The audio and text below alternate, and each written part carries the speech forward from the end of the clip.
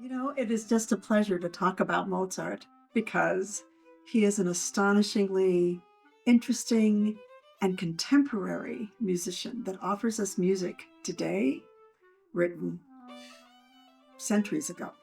To me, the Mozart duo in G major is the essence of what it means to make chamber music. This particular piece is actually, I think, still for some a mystery. The more we began to research, the more interesting and mysterious it was. But again, if you were looking at this and you just saw the first few phrases, let's say the Archbishop is reading through, he sees the first few phrases of each piece.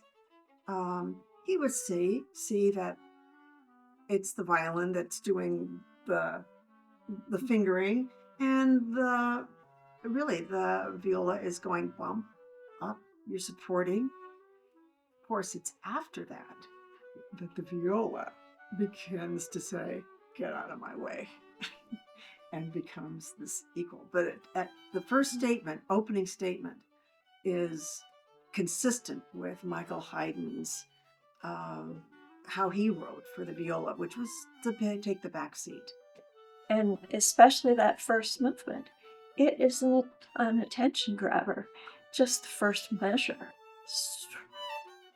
Full bow of the violin, and then this cascading scale arpeggio kind of thing. And then the clarinet just comes in, or originally the viola, and underscores that downbeat. And then it moves on, starts to build and grow.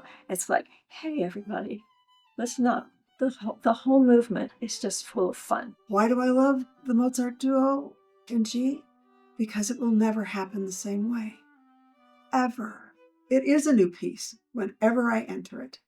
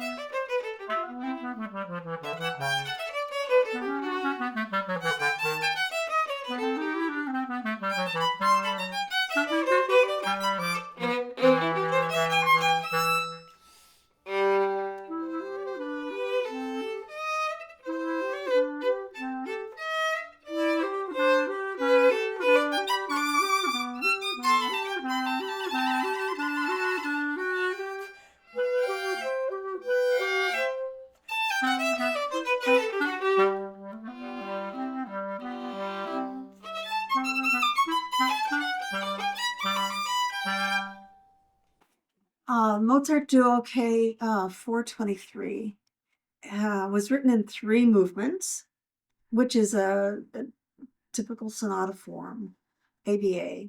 And it's an allegro, it begins with an allegro. It's just probably considered one of Mozart's most challenging pieces, though it looks straightforward. It is because it is so sophisticated, and it has so many new ideas. Just when you think you know where it's going, it goes a little someplace different. It's the essence of chamber music. You're not alone. You aren't, and you're making something greater than the two of you.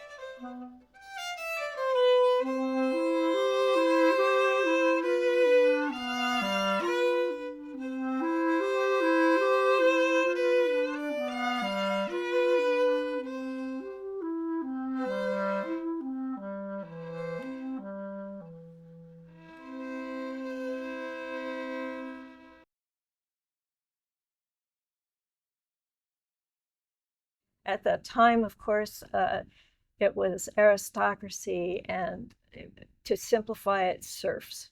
So there was this kind of thing, and you'd have a lot of little principalities. Many of these were led by or governed by prince archbishops. And in the case of Salzburg, it was a prince archbishop.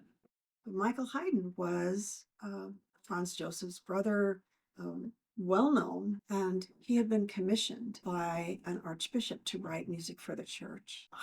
Michael Haydn, could not finish the contract to the archbishop of the 6 duos for violin, viola, and he turned to Mozart. And herein lies the mystery. We don't have anything to confirm that Mozart said yes. So everything else is the mystery, right? Did he or didn't he? About 1781, Mozart had composed something no one had ever done before. He had a duo for violin and viola, where he made the viola not just prominent, but equal to the violin. That had never been done. If one were to take this score that Rosalie has here and compare it to the score of the violin viola concertante that she was telling us about from about, what was that? 1781. Yes, just a few years before the K423 was written in 1783. The similarities are strong.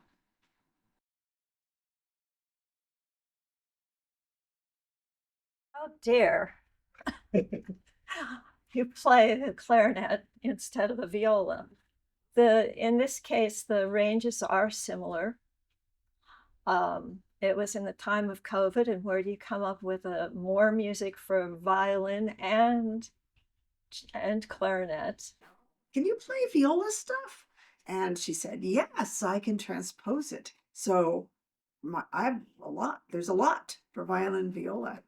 And in going through, I'm familiar with this Mozart duo. And I just said, do you think you want to explore that? And that's what we did. When, of course, Charlotte was familiar with it too, but it's been an adventure.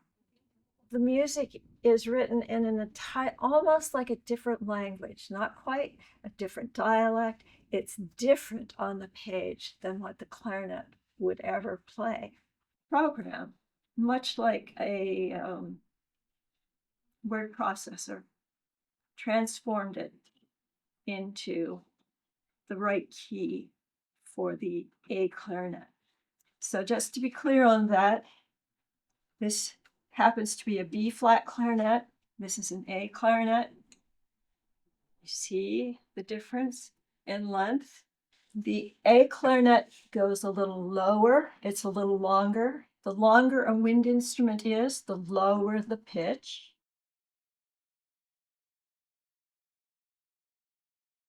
The third movement is a rondo, which is really a round. So it begins with a theme and then begins a series of progressions, sort of like statements. And then the theme returns again so that it gets more and more complicated, right?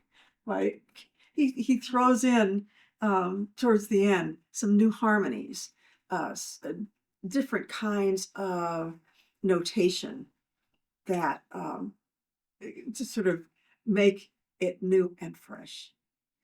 And usually at the end, a rondo is just, you should be left smiling. If it touches the listener in some way, then it was successful.